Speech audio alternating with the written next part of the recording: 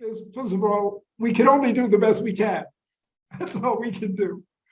But I think that we heal on various levels, and that, I mean, I'll talk more about this later, like for soon in the session, but it's, there's a spiral, and that you heal it on a certain level, and then it comes around again later, but pushing you to get ever deeper into it, to like uproot it at yet another level. It's like when you weed in a garden.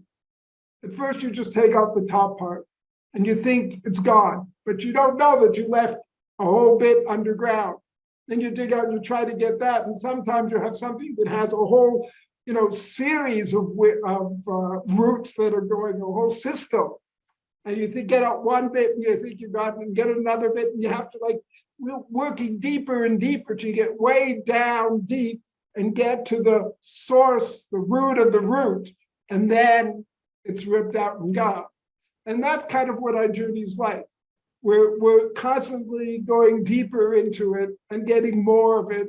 And each time it transforms us.